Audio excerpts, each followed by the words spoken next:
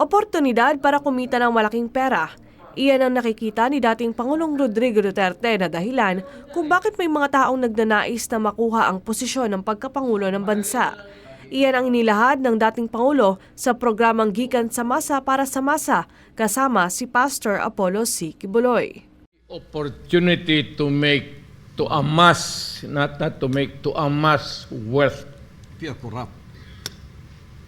Either legitimate or illegitimate.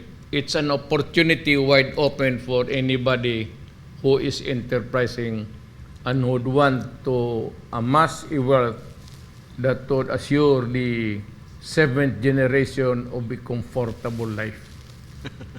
Wala na, hindi na sila magtrabaho. Ganon yan. Kaya naman aniya sa kanyang administrasyon noon, hindi siya pumayag na magkaroon ng mga malalaking transaksyon kung saan siya ang pipirma. Iyon ay dahil hindi maiiwasan na isipin ng mga tao na mayroong perang kalakip ang pagpayag sa malalaking proyekto na pinapasok ng gobyerno sa bansa. And I never allowed itong mga transaction sa gobyerno na magpipirma pa ako, mag-approve. Mga reclamation. Ayaw ko. Ayaw ko talaga.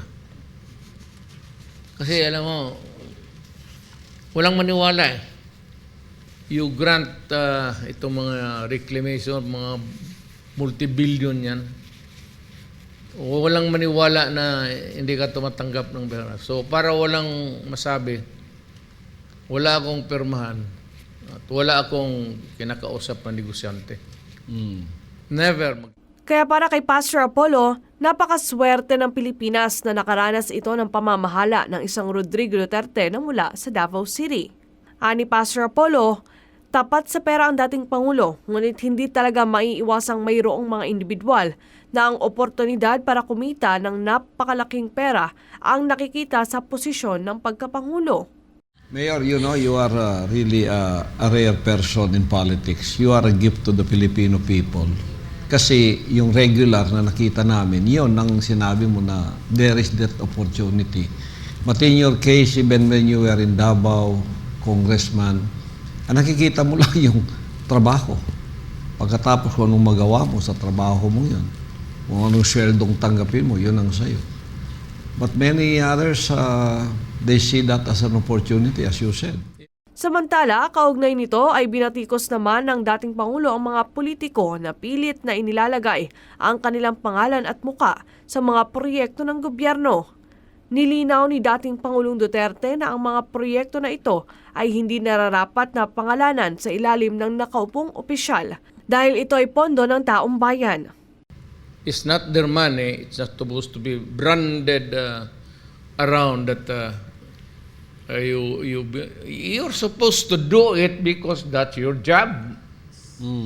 So you do not have to announce to the world that a cost to be built in this. It's natural. Diin ni dating Pangulong Duterte, delikadesa ang tawag niya rito na kinakailangan namang maintindihan ng maraming politiko. Marami akong kaibigan ganun. As if it is their money. It's a matter of delikadesa kasi. So, delikadesa is something, values, na pagtingin yung outlook mo sa buhay mo, marami talaga ang nagkulang dyan. Yung anong tamang diskarte. Samantala, matatanda ang ilang beses nang isinulong sa Kongreso na magkaroon ng batas kaugnay dito o ang tinatawag na anti-EPA law, ngunit hindi pa rin ito nakalusot. Para sa Diyos at sa Pilipinas kong mahal, Daniela Paulite, Azamenay News.